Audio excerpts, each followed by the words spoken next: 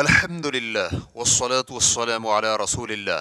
فجر تک ڈیوٹی ہوتی ہے تو کیا ممکن ہے کہ ظہر اور عصر کی نماز جمع کر کے ادا کرے؟ سوال کیا گیا ہے۔ میں سعودی کمپنی ارامکو میں ملازم ہوں۔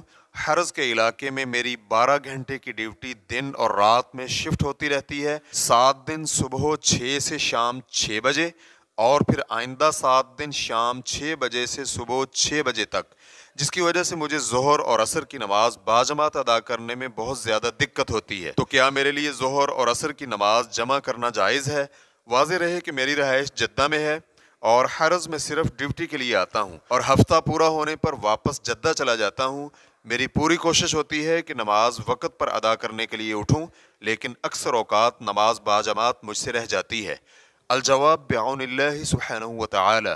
اول، تمام لوگوں کی ذمہ داری بنتی ہے کہ نمازیں وقت پر ادا کریں، کیونکہ اللہ سبحانہ وتعالی کا فرمان ہے ان الصلاۃ کانت علی المؤمنین کتابا موقوتا، یقیناً نماز مومنین کے لیے مقررہ وقت پر ادا کرنا لکھ دی گئی ہے۔ سورۃ النساء آیت نمبر 103۔ اسی لیے اللہ سبحانہ وتعالی نے بھی ایسے اہل ایمان کی تعریف کی ہے جنہیں ان کی تجارتی سرگرمیاں اللہ سبحانہ وتعالی کی اطاعت گزاری سے روک نہیں پاتی۔ فرمان باری تعالی ہے رجال لا تلہیہم تجارت ولا بیع عن ذکر اللہ واقام الصلاة وایتاء الزکاة یخافون یوما تتقلب فیہ القلوب والابصار لیجزیہم اللہ احسن ما عملوا ویزیدہم من فضلہ واللہ یرزق من یشاء بغیر حساب۔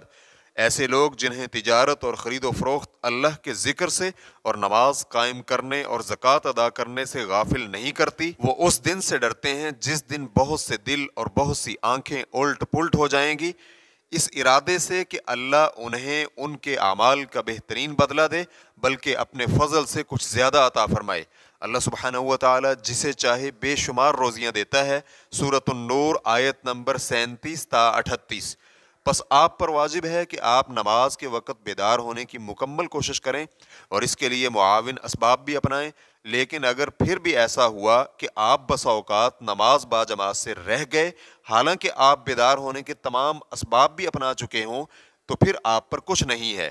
دوم، اگر کوئی شخص کسی علاقے میں سفر کر کے جائے اور وہاں پر 4 دن سے زیادہ ٹھہرنے کی نیت کر لے تو وہ مقیم کے حکم میں ہوگا، اس پر نماز مکمل کرنا لازم ہوگا، نیز اس کے لیے سفر کی وجہ سے 2 نمازوں کو جمع کرنا جائز نہیں ہوگا۔ تاہم نمازوں کو جمع کرنے کی رخصت محض سفر کے ساتھ خاص نہیں ہے، بلکہ بیماری، بارش اور مشقت کی وجہ سے بھی 2 نمازوں کو جمع کیا جا سکتا ہے۔ اس بنا پر اگر آپ کو غالب گمان ہو کہ آپ نماز ظہر کے لیے بیدار نہیں ہو سکیں گے اور آپ کے لیے نماز کے واسطے اٹھنا مشقت کا باعث ہوگا، تو انشاءاللہ اس میں کوئی حرج نہیں ہے کہ آپ نماز ظہر مؤخر کر کے عصر کے ساتھ جمع تاخیر کر سکتے ہیں، لیکن جمع تاخیر کی یہ گنجائش تبھی ہے جب آپ کے لیے مشقت ہو۔